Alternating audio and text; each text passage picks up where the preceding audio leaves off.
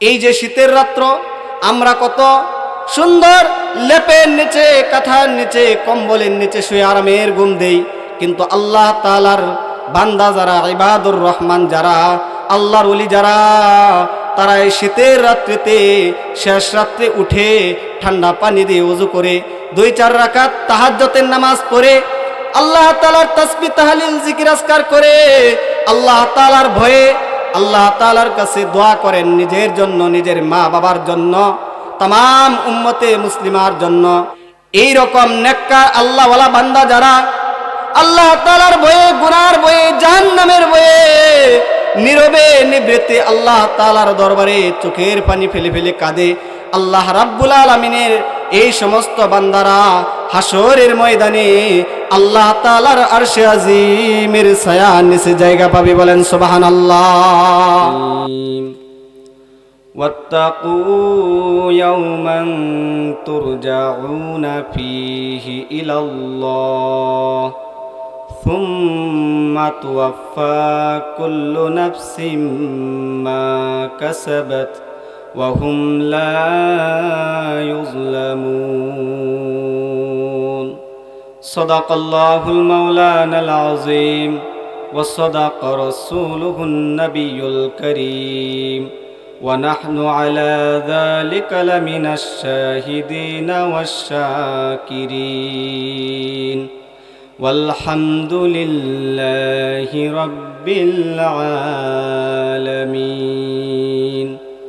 সকলে দুরূদ শরীফ পড়েন। আল্লাহুম্মা সাল্লি আলা মুহাম্মাদ ওয়া আলা আলি মুহাম্মাদ كما صليت على إبراهيم وعلى آل إبراهيم إنك حميد مجيد اللهم بارك على محمد وعلى آل محمد كما باركت على إبراهيم وعلى آل إبراهيم إنك حميد مجيد بلغ العلا بكماله كشف الدجى بجماله حسنت جميع خصاله صلوا عليه وآله। সমস্ত প্রশংসা মহান রব্বুল আলামিনের দরবারে। মিফতাহুল আরাফাত কওমি মাদ্রাসা দক্ষিণ রানীপুর কলসিন্দুর এর উদ্যোগে আয়োজিত আজকের ইসলামী সম্মেলনের সম্মানিত সভাপতি, সহসভাপতিবৃন্দ, সম্মানিত উলামায়ে কেরাম, আমার সামনে উপবিষ্ট দিনদার ইমানদার মুসলমান ভাইরা, পর্দার অন্তরালে অবস্থানরত আমার মা ও বোনেরা, মহান রব্বে করিমের দরবারে অসংখ্য গণিত শুকরিয়া। মহান মালিক রব আমাদেরকে আজকে এখানে জান্নাতি একটা পরিবেশে কোরআন হাদিসের মজলিসে আসার বসার তৌফিক দিয়েছেন। এই জন্য অন্তরের অন্তঃস্থল থেকে শুকরিয়া আদায় করে বলি আলহামদুলিল্লাহ। অনেক আলোচক এখনো বাকি আছেন, অল্প সময় কিছু আলোচনা করব, আপনারা মনোযোগ সহকারে শুনতে রাজি আছেন তো ইনশাআল্লাহ? আমি পবিত্র কুরআনুল কারীম থেকে সূরাতুল হজ 41 নম্বর আয়াত আমি তেলাওয়াত করেছি। আল্লাহ তাআলা এই আয়াতে বলেন, আমি ভূমিকায় না গিয়ে মূল আলোচনা শুরু করে দিতেছি, সময় অল্প। আল্লাহ তাআলা বলেন, ওয়াত্তাকু ইয়াওমান তুরজাউনা ফীহি ইলাল্লাহ সুম্মা তুওয়াফা কুল্লু নাফসিম মা কাসাবাত ওয়া হুম লা ইউজলামুন। আল্লাহ পাক রব্বুল আলামিন বলেন, তোমরা ওই দিনকে ভয় করো যেই দিন তোমাদের আমি আল্লাহ তাআলার কাছে ফিরে আসতে হবে, ওই দিনকে তোমরা ভয় করো। এবং ওই দিন আল্লাহ তাআলা দুনিয়াতে তোমরা যা কিছু কামাই করেছো, ভালো কাজ করো, নেক আমল করো, গুনার কাজ করো, সব কিছু আল্লাহ তাআলা ওই দিন তোমাদের হিসাব পরিপূর্ণ দিবেন। কারণ আল্লাহ রাব্বুল আলামিন আমাদের সাথে সম্মানিত ফেরেশতা রেখেছেন, কিরামান কাতিবিনা ইয়ালামুনা মা তাফআলুন। আল্লাহ রাব্বুল আলামিন বলেন, একদল সম্মানিত ফেরেশতা আছে যারা আমরা যা কিছু করি, ভালো কাজ করি, খারাপ কাজ করি, গুনার কাজ করি, নেক কাজ করি, সাথে সাথে লিপিবদ্ধ করে ফেলেন। হাসরের ময়দানে আল্লাহ পাক রব্বুল আলামিন সমস্ত কিছুর হিসাব পরিপূর্ণভাবে আমাদেরকে দিবেন এবং ওয়াহুম লা ইউজলামুন। ওই দিন আল্লাহ পাক রব্বুল আলামিন কারো প্রতি কোনো প্রকার জুলুম অবিচার করবেন না। ওই দিন আল্লাহ তাআলা কারো প্রতি জুলুম করবেন না। দুনিয়াতে আপনি ভালো কাজ করার পরেও আল্লাহ তাআলা আপনাকে জাহান্নামে দিবেন এমনটা হবে না। আপনি ভালো কাজ করছেন, তার বদলাও আল্লাহ তাআলা ইনসাফের সাথে দিবেন। আপনি খারাপ কাজ করছেন, সেটাও আল্লাহ তাআলা আপনার প্রতিদান দিবেন। একজন ভালো করার পরেও তাকে আল্লাহ তাআলা জাহান্নামে দিবেন না। হাসরের ময়দান অত্যন্ত ভয়াবহ। হাসরের ময়দানের একটা দিন দুনিয়ার 50,000 বছরের সমান। কত দিনের সমান? 50,000 বছরের সমান। ওই দিন আমাদেরকে আল্লাহ রাব্বুল আলামিনের সামনে দাঁড়াতে হবে। কি অবস্থায় দাঁড়াবো? আম্মাজান আয়েশা সিদ্দিকা রাদিয়াল্লাহু তাআলা আনহা থেকে বর্ণিত হাদিস, মুসলিম শরীফের হাদিস। আন আয়েশা রাদিয়াল্লাহু তাআলা আনহা আন্নাহা ক্বালাত সামি'তু রাসূলুল্লাহি সাল্লাল্লাহু আলাইহি ওয়াসাল্লাম। আম্মাজান আয়েশা সিদ্দিকা রাদিয়াল্লাহু তাআলা আনহা বলেন, আল্লাহ রাসূল সাল্লাল্লাহু আলাইহি ওয়াসাল্লামকে বলতে শুনেছি, ইউহশারুন নাসু ইয়াউমাল কিয়ামাতি হুফাতান উরাতান গুরলান। হাসরের ময়দানে মানুষকে আল্লাহ রাব্বুল আলামিন উলঙ্গ অবস্থায় হাসরের ময়দানে উঠাবেন। শরীরে কোনো কাপড় থাকবে না, গায়ে কোনো কাপড় থাকবে না, পায়ে কোনো জুতা থাকবে না, খতনাবিহীন অবস্থায়। দুনিয়াতে আমরা আসার সময় যেরকম আসছি, আমাদের শরীরে কোনো কাপড় ছিল না। আমরা দুনিয়াতে আসার সময় শরীরে কোনো কাপড় ছিল? কথা বলেন, কাপড় ছিল? পায়ে জুতা ছিল? খতনা করা অবস্থায় ছিলাম না। মায়ের পেট থেকে দুনিয়াতে আমরা যেরকম ভাবে আগমন করেছি, হাসরের মাঠে আল্লাহ রাব্বুল আলামিন আমাদেরকে এরকম ভাবে একত্রিত করবেন। আম্মাজান আয়েশা সিদ্দিকা রাদিয়াল্লাহু তাআলা আনহা এই কথা শোনার পরে বলেন, ইয়া রাসূলুল্লাহ, আন-নিসাউ ওয়ার রিজালু ইয়ানজুরু বা'দুহুম ইলা বা'দ। একজন নারী একজন পুরুষের দিকে তাকায় থাকবে, পুরুষ নারীর দিকে তাকায় থাকবে। হাসরের ময়দানে কোটি কোটি মানুষ একজন আরেকজনের দিকে তাকালে এটা তো বড় লজ্জার কথা। আল্লাহ রাসূল সাল্লাল্লাহু আলাইহি ওয়াসাল্লাম বলেন, ইয়া আয়েশা, হে আয়েশা, তুমি শুনে রাখো, ওই দিন এমন কঠিন হবে, আল আমরু আশাদ্দু মিন আইয়ানজুরা বা'দুহুম ইলা বা'দ। ওই দিনটা এমন কঠিন হবে, হাসরের ময়দানে একজন আরেকজনের দিকে তাকানোর কোনো সুযোগ পাবে না, সাহস পাবে না। সবাই নিজেকে নিয়ে পেরেশান থাকবে, ব্যস্ত থাকবে। আল্লাহ রাসূল সাল্লাল্লাহু আলাইহি ওয়াসাল্লাম আরেক হাদিসের মধ্যে বলেন, হাসরের ময়দানে একমাত্র মুহাম্মাদুর রাসূলুল্লাহ সাল্লাল্লাহু আলাইহি ওয়াসাল্লাম ব্যতীত সমস্ত মানুষ, এমনকি নবী রাসূলগণ পর্যন্ত নাফসি নাফসি করতে থাকবে। সকলেই নিজেকে নিয়ে ব্যস্ত থাকবে। শুধুমাত্র আমাদের নবী, আমার আপনার নবী, সরকারে দু জাহা জনাবে মুহাম্মাদুর রাসূলুল্লাহ সাল্লাল্লাহু আলাইহি ওয়াসাল্লাম উম্মতি উম্মতি বলে আল্লাহ তাআলার দরবারে কাঁদবেন। যাই হোক, ওই দিন এমন কঠিন পরিস্থিতিতে কেউ কারো দিকে তাকানোর কোনো সুযোগ পাবে না। একজন আরেকজনকে দেখে ভাগবে, পলায়ন করবে। আল্লাহ পাক রব্বুল আলামিন পবিত্র কুরআনুল কারীমে বলেন, ইয়াউমা ইয়াফিরুল মারউ মিন আখিহি ওয়া উম্মিহি ওয়া আবিহি ওয়া সাহিবাতিহি ওয়া বানিহি। হাসরের ময়দানে ভাই ভাইয়ের কাছ থেকে পলায়ন করবে, মা সন্তানের কাছ থেকে ভাগবে পলায়ন করবে, সন্তান মায়ের কাছ থেকে ভাগবে পলায়ন করবে, বাবা সন্তানের কাছ থেকে ভাগবে পলায়ন করবে, সন্তান বাবার কাছ থেকে ভাগবে পলায়ন করবে। যে আদরের সন্তান, যেই বিবির জন্য মানুষ কামাই রোজগার করে, হালাল হারামের তমিজ করে না, দুই হাতে কামাই রোজগার করে, হালাল হারাম দেখে না, যেভাবে ইচ্ছা সেভাবে তার কামাই করতে হবে, স্ত্রী সন্তানের মুখে হাসি ফোটাতে হবে, এই চিন্তায় ব্যস্ত। আরে বাবা একটু চিন্তা করেন, যে সন্তানের মুখে হাসি ফোটানোর জন্য, যে স্ত্রীর মুখে বিবির মুখে হাসি ফোটানোর জন্য আপনি হালাল হারামের বিচার না করে কামাই রোজগার করতেছেন, হাসরের ময়দানে সন্তান, এই স্ত্রী সবাই আপনাকে ছেড়ে ভাগবে পলায়ন করবে। না জানি আমার বাবা আমার কাছে একটা নেকি চেয়ে বসে, না জানি আমার স্বামী আমার কাছে একটা নেকি চেয়ে বসে। ওই দিন সবাই ভাগবে পলায়ন করবে, সবাই নিজেকে নিয়ে ব্যস্ত থাকবে, পেরেশান থাকবে। হাসরের মাঠের অবস্থাটা কেমন হবে?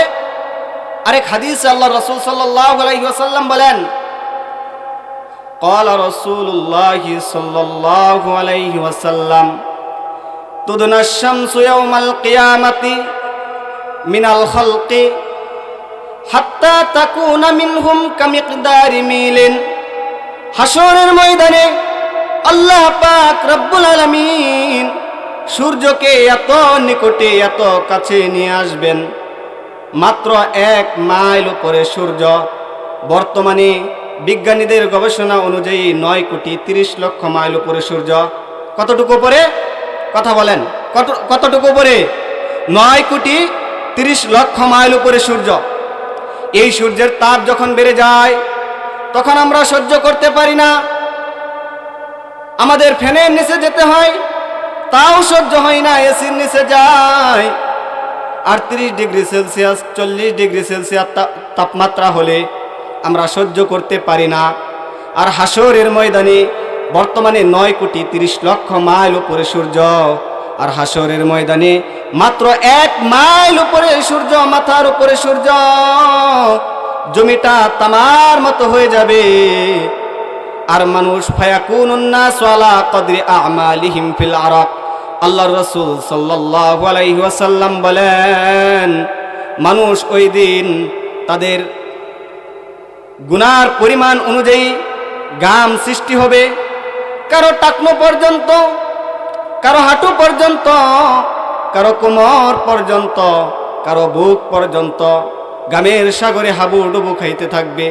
এমনকি আল্লাহ রাসূল সাল্লাল্লাহু আলাইহি ওয়াসাল্লাম মুখের দিকে ইশারা করে বলেন, কারো কারো ঘাম গুনার পরিমাণ বেশি থাকার কারণে হাসরের ময়দানে কারো কারো ঘাম মুখের ভিতরে চলে যাবে, ঢুকে যাবে। এমন ভয়াবহ পরিস্থিতিতে আল্লাহ তাআলার আরশে আজিমের ছায়া ছাড়া আর কোনো ছায়া থাকবে না। বুখারী শরীফের হাদিসের মধ্যে আসছে, আল্লাহ রাসূল সাল্লাল্লাহু আলাইহি ওয়াসাল্লাম বলেন, সাবআতুন ইউযিল্লুহুমুল্লাহু ফি যিল্লিহি ইয়াওমা লা যিল্লা ইল্লা যিল্লুহু।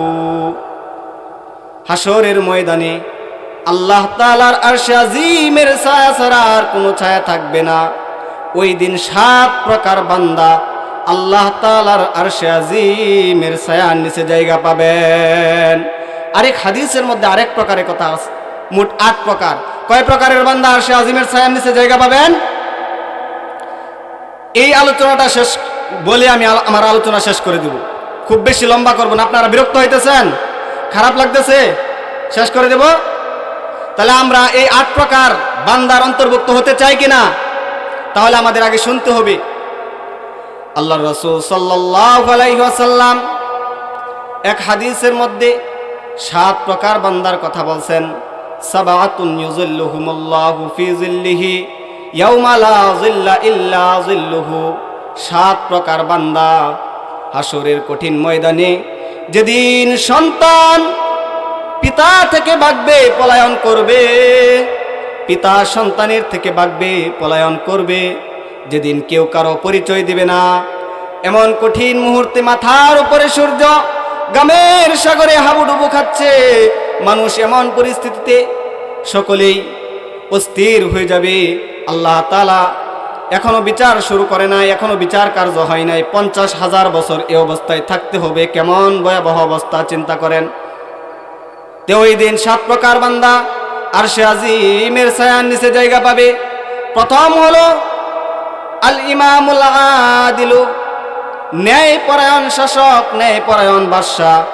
যে বাদশা, রাষ্ট্রপ্রধান, রাষ্ট্রপতি, তার যতটুকু এরিয়ায় তার ক্ষমতা, তার এই রাষ্ট্রের ভিতরে কোরআন সুন্নাহর বিধি মোতাবেক তার রাষ্ট্র পরিচালনা করে ন্যায় ও ইনসাফের সাথে। যেই শাসক হযরত উমর রাদিয়াল্লাহু তাআলা আনহুর মতো, খলিফাতুল মুসলিমিন আবু বকর সিদ্দিক রাদিয়াল্লাহু তাআলা আনহুর মতো রাষ্ট্র পরিচালনা করে কোরআন এবং হাদিস দিয়ে।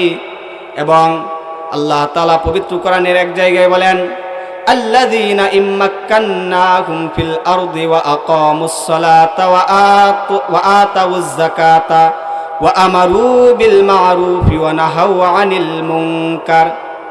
আমি যদি তাদেরকে রাজত্ব দান করি, ক্ষমতা দান করি, তারা এই রাজত্ব পেয়ে দুনিয়াতে সালাত প্রতিষ্ঠা করে, নামাজ প্রতিষ্ঠা করে, যাকাত প্রতিষ্ঠা করে, যাকাত আদায় করে, নেক কাজের আদেশ করে, সৎ কাজের আদেশ করে, অসৎ কাজ থেকে, খারাপ কাজ থেকে মানুষকে নিষেধ করে।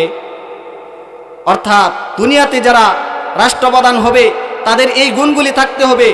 1 নম্বরেই রাষ্ট্রপ্রধান হলে তাকে সরকারিভাবে, রাষ্ট্রীয়ভাবে তার শাসনকৃত এলাকায় নামাজ প্রতিষ্ঠা করতে হবে।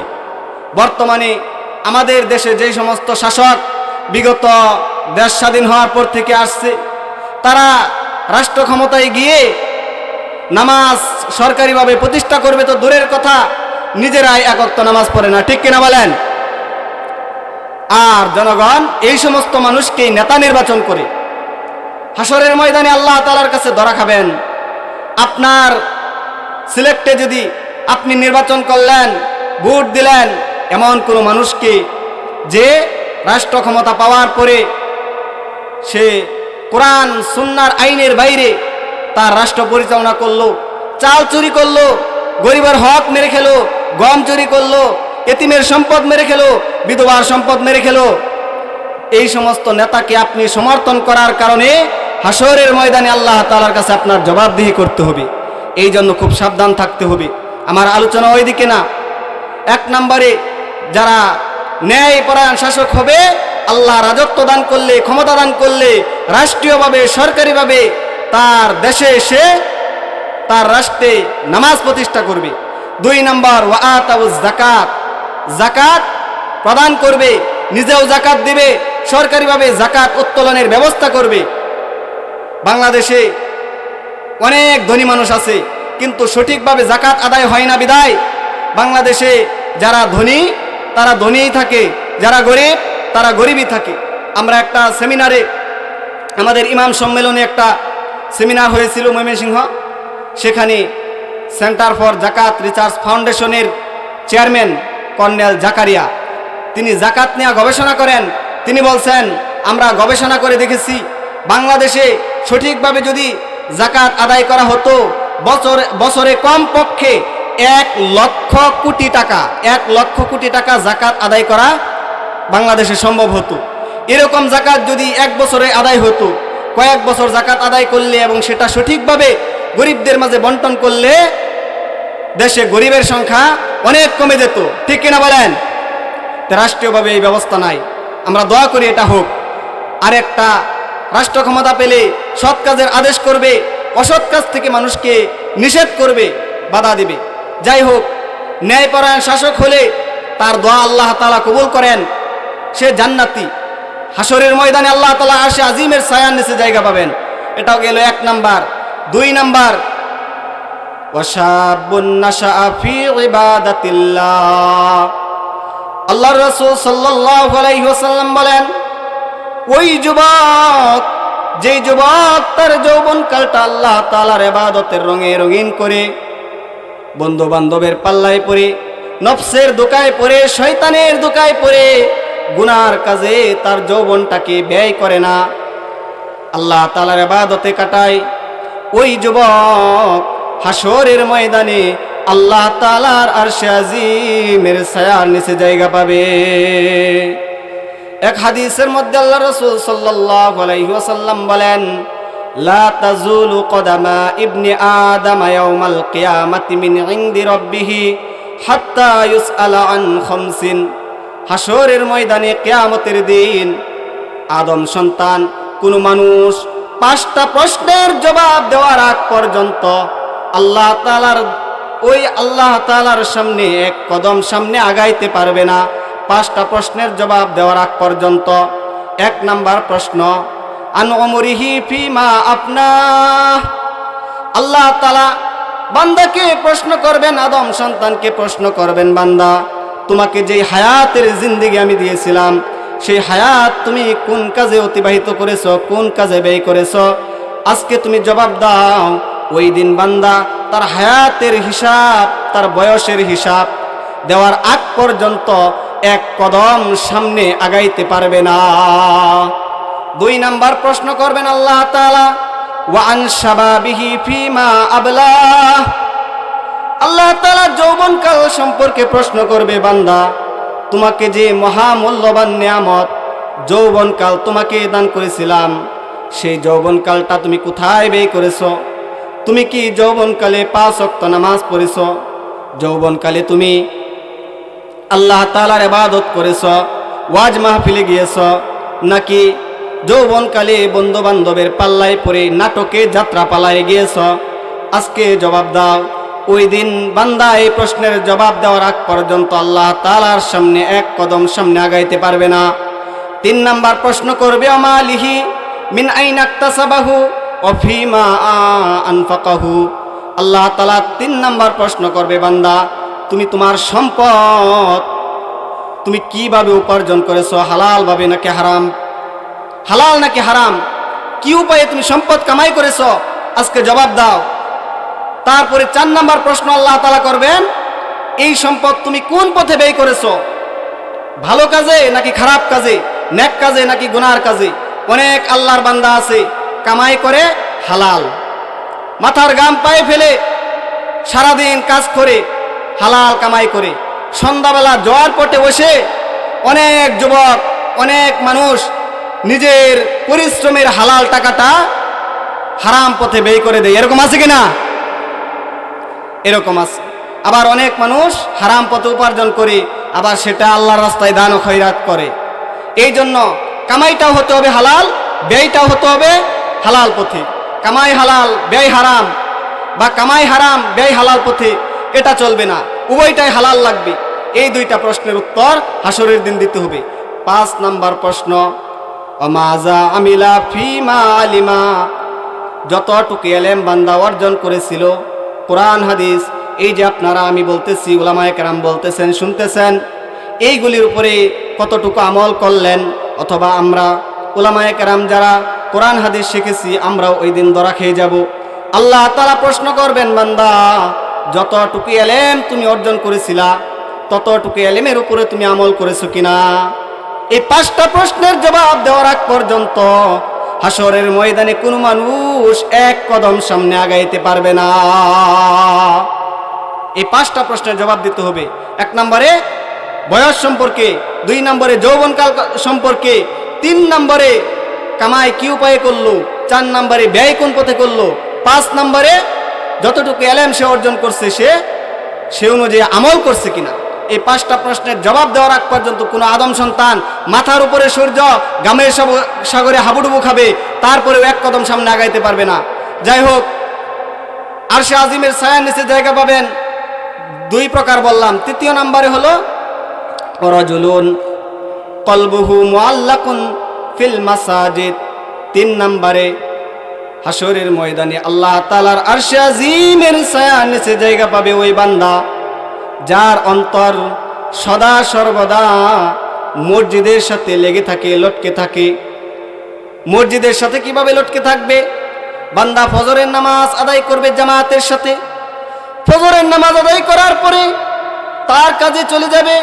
আল্লাহ তাআলা বলেন, ফাইদা কুদিয়াতিস সালাতু ফান্তাশিরু ফিল আরদ ওয়াবতাগু মিন ফাদলিল্লাহ। যখন নামাজ আদায় হয়ে যাবে তখন তোমরা জমিনে ছড়িয়ে যাও আল্লাহ তাআলার ফজল, হালাল রিজিক অন্বেষণের জন্য। আল্লাহ তাআলা এই কথা বলেন নাই 24 ঘন্টা মসজিদে বসে থাকতে হবে, জিকির করতে হবে, এরকম না। ফজরের নামাজ বান্দা জামাতের সাথে আদায় করে সকালবেলা হালাল রুজির পথে বের হয়ে যাবে, কিন্তু অন্তরটা মসজিদের সাথে লাগা। কখন কখন জোহরের আজান হবে, জোহরের নামাজ আদায় করব, জোহরের নামাজ আদায় করার পরে আবার কখন আসরের আজান হবে, আসরের নামাজ আদায় করব, আসরের পরে মাগরিবের অপেক্ষা করবে, মাগরিব থেকে এশার অপেক্ষা করবে, এইরকম এক নামাজ থেকে আরেক নামাজের অপেক্ষা করবে। সদা সর্বদা অন্তরটা মসজিদের সাথে লেগে থাকবে, লটকে থাকবে। ওই বান্দা হাসরের ময়দানে আল্লাহ তাআলার আরশে আজিমের ছায়ার নিচে জায়গা পাবে।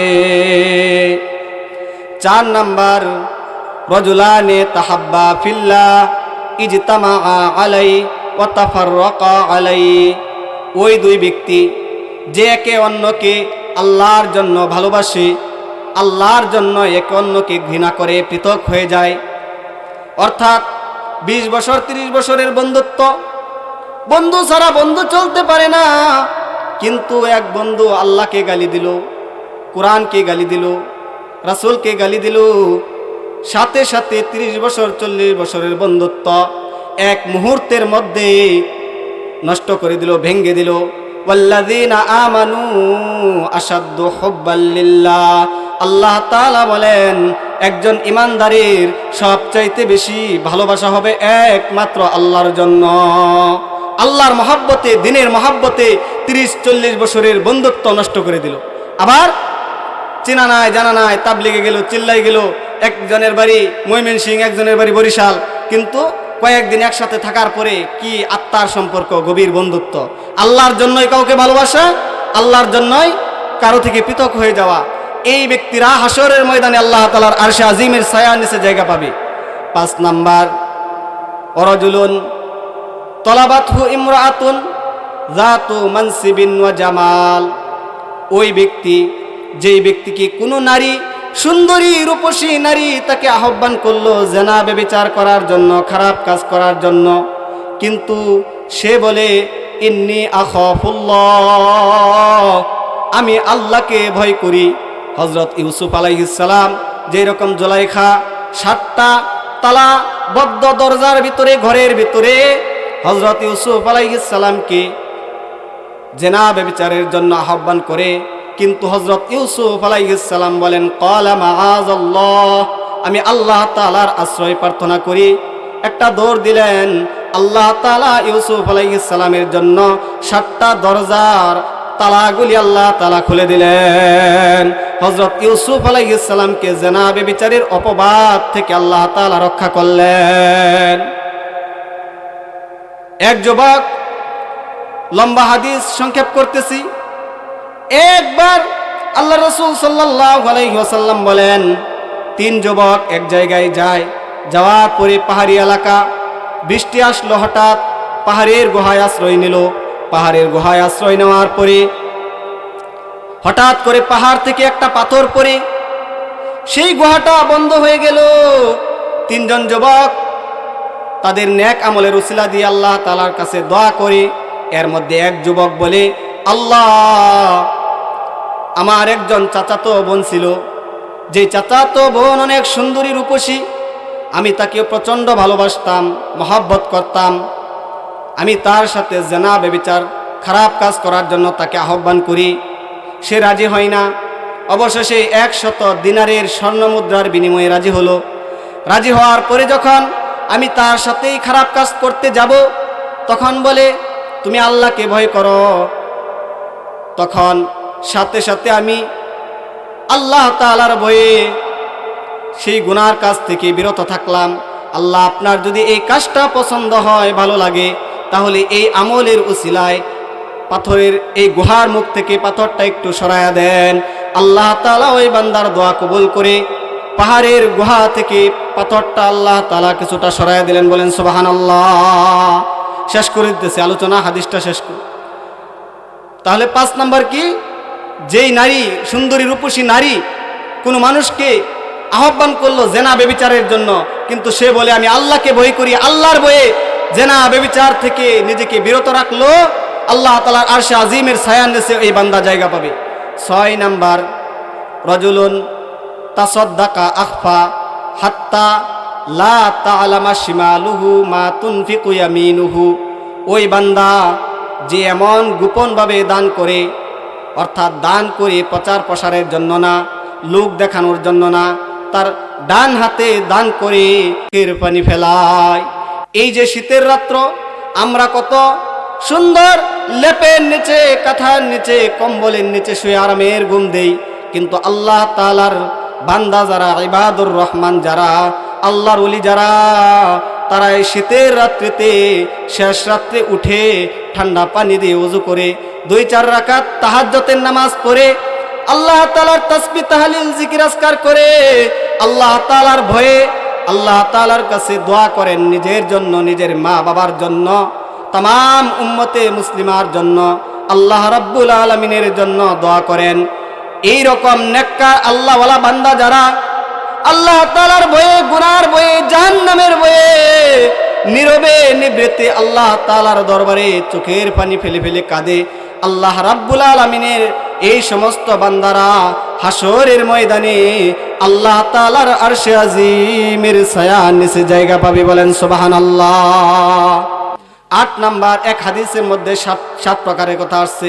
8 নাম্বার আরেক হাদিসে আল্লাহর রাসূল সাল্লাল্লাহু আলাইহি ওয়াসাল্লাম বলেন, ওই বান্দা যে ঋণদাতা ঋণ দিয়েছে, ঋণ দেওয়ার পরে যাকে ঋণ দিল তার মুসলমান ভাই কোনো সমস্যার কারণে ঋণ আদায় করতে পারতেছে না, সে ওই ভাইকে সুযোগ দিল, সময় দিয়ে দিল, অথবা কর্জে হাসানা দেয়া দিল, অথবা সম্ভব হলে একেবারেই মাফ করে দিল, ভাই যাও তোমার সামর্থ্য নাই, তোমার আর এই টাকা ফেরত দেওয়া লাগবে না, অথবা দীর্ঘদিন তোমার যখন সময় হয়, সুযোগ হয় তখন দিও। এরকম ঋণদারকে যে ব্যক্তি অবকাশ দেবে, সুযোগ দেবে, অথবা মাফ করে দেবে, হাসরের ময়দানে ওই ঋণদাতা ব্যক্তি আল্লাহ তাআলার আরশে আজিমের ছায়ার নিচে জায়গা পাবে। তাহলে আমার আলোচনা শেষ। অনেক উলামা একরাম আছেন, যেই 8 প্রকারের কথা বললাম এক নজরে বলে দেই। 1 নাম্বার ন্যায়পরায়ণ শাসক। দ্বিতীয়, ওই যুবক যে তার যৌবনকাল আল্লাহ তাআলার ইবাদতের রঙে রঙিন করে। 3 নাম্বার ওই ব্যক্তি যে সদা সর্বদা তার অন্তরটা আল্লাহর ঘর মসজিদের দিকে লটকায় রাখে। 4 নাম্বার আল্লাহর জন্যই কাউকে ভালোবাসে, আল্লাহর জন্যই কারো থেকে পৃথক হয়ে যায়। 5 নাম্বার কোনো সুন্দরী রূপসী যুবতী তাকে জেনা ব্যভিচার গুনার কাজ করার জন্য আহ্বান করার পরেও আল্লাহর ভয়ে জেনা ব্যভিচার থেকে বিরত থাকে। 6 নাম্বার এমন গোপনে আল্লাহকে দেখানোর জন্য, কোনো মানুষকে দেখানোর জন্য না, এমনভাবে দান করে, ডান হাতে দান করলে বাম হাত টের পায় না। 7 নাম্বার নীরবে নিবৃতে আল্লাহ তাআলার ভয়ে, জাহান্নামের ভয়ে চোখের পানি ফেলায়। 8 নাম্বার কোনো সুযোগ থাকা সত্ত্বে সে কোনো ঋণ, তার কাছ থেকে ঋণ নিয়েছে এমন কোনো ঋণগ্রস্ত ব্যক্তিকে সুযোগ দেয় অথবা মাফ করে দেয়।